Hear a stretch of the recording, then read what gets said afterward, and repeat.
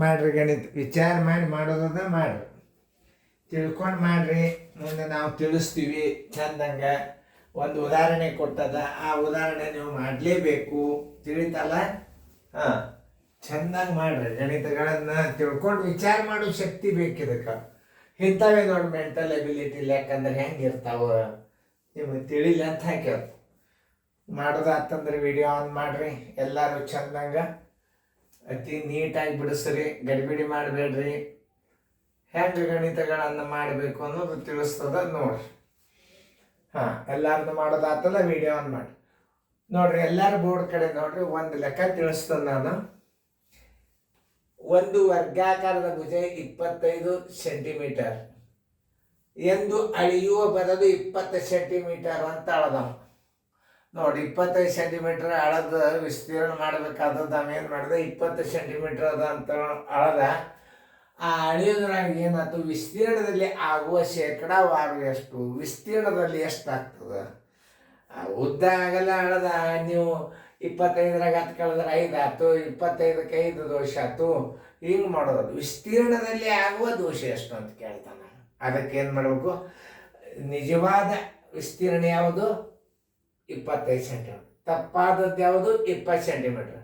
ಸರಿಯಾದದ್ದು ವಿಸ್ತೀರ್ಣದೊಳಗೆ ತಪ್ಪಾದ ವಿಸ್ತೀರ್ಣವನ್ನು ಕಳೆದು ವ್ಯತ್ಯಾಸ ಬಂದಿಂದ ಇಷ್ಟು ಚದರ ನಿಜವಾದ ವಿಸ್ತೀರ್ಣಕ್ಕೆ ಇಷ್ಟು ದೋಷ ಆಯ್ತು, 100ಕ್ಕೆ ಎಷ್ಟು ಅಂತ ನೀವು ಕಂಡು ಹಿಡೀರಿ. ಇಷ್ಟು ಹೇಳಿದಿಂದ ಎಷ್ಟು ಮಂದಿ ಗಣಿತ ಮಾಡ್ತೀರಿ ನೋಡೋಣ. ಚೆನ್ನಾಗಿ ಮಾಡ್ರಿ. ನಾ ಹೇಳಿದಿಂದ ಎಷ್ಟು ಮಂದಿ ಈಗ ತಿಳ್ಕೊಂಡು ಮಾಡ್ತೀರಿ ಮಾಡ್ರಿ. ಓಕೆ. ವರ್ಗಾಕಾರದ ವಿಸ್ತೀರ್ಣ. ಓಕೆ ನೋಡಿ, ಈಗ ಹೆಚ್ಚಳನ್ನೇ ಡೈರೆಕ್ಟ್ ತಕೊಂಡು ಬಿಡೋಣ. ಆಗುವ ಶೇಕಡ ದೋಷ ಎಷ್ಟು ಅಂತಂದ್ರೆ ನೋಡೋಣ. ಹೆಚ್ಚಳ ಬರಬರಿ ವಿಸ್ತೀರ್ಣದಲ್ಲಿ ಹೆಚ್ಚಳ, ವಿಸ್ತೀರ್ಣದಲ್ಲಿ ಹೆಚ್ಚಳ ಬರಬರಿ, ಹೆಚ್ಚಳ ಬರಬರಿ ಹೆಂಗಂದ್ರೆ ವರ್ಗದ ವಿಸ್ತೀರ್ಣ ಅಂದ್ರೆ ನಿಜವಾದ ವಿಸ್ತೀರ್ಣ, ನಿಜವಾದ ಅಳತೆ ಮೈನಸ್ ತಪ್ಪಾದ ಅಳತೆ, ವಿಸ್ತೀರ್ಣ ನೀವು ತೆಗಿಬೇಕು. ನಿಜವಾದ ಅಳತೆ ವಿಸ್ತೀರ್ಣ ಎಷ್ಟು, 25 ಗುಂಡ್ಲೆ 25 ಮೈನಸ್ ಎಷ್ಟು, 20 ಗುಂಡ್ಲೆ 20. 25 ಎಷ್ಟು, 625 ಮೈನಸ್ 20 400.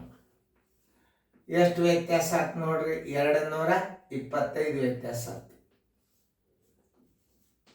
ಇನ್ನು ಶೇಕಡ ಹೆಂಗೆ ಕಂಡು ಹಿಡಿದಪ್ಪ ಅಂತಂದ್ರೆ, ಎಷ್ಟಕ್ಕೆ 625ಕ್ಕೆ 225 ದೋಷ ಆದ್ರೆ 625 ವಿಸ್ತೀರ್ಣಕ್ಕೆ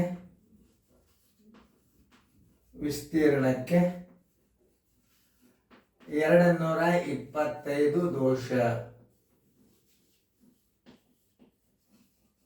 100ಕ್ಕೆ ಬರಬರಿ ಎಷ್ಟು. ಇದನ್ನೊಂದು ಮಾದರಿ ಕೊಟ್ಟು ಮುಂದಿನ ಮಾಡ್ರಿ ನೀವು. 100 ಗುಂಡ್ಲೆ 225 ಸರ್ವಾಸ ಬಾಗಿಲೆ 625. 25ರ ಬದಲೆ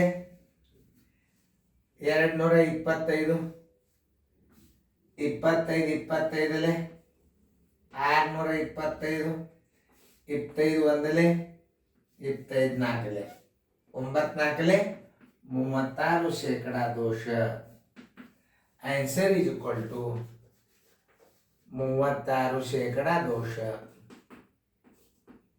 ವಿಸ್ತೀರ್ಣದಲ್ಲಿ ದೋಷ.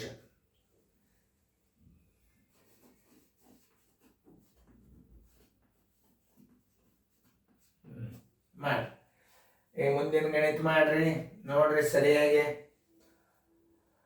ಒಂದು ವರ್ಗಾಕಾರದ ಭುಜ 20 ಸೆಂಟಿಮೀಟರ್ ಎಂದು ಅಳೆಯುವ ಬದಲು 15 ಸೆಂಟಿಮೀಟರ್ ಎಂದು ಅಳೆದಾಗ. ಭಾಳ ಸರಳ ತಿಳ್ಕೊಂಡು ಮಾಡಿದ್ರಿ. ಇದನ್ನೊಂದು ಮಾದರಿ ನೋಡ್ರಿ, ಅದನ್ನ ಟಕ್ಕನ ಮಾಡ್ಬೇಕು ನೀವು. ತಿಳಿತಲ್ಲ?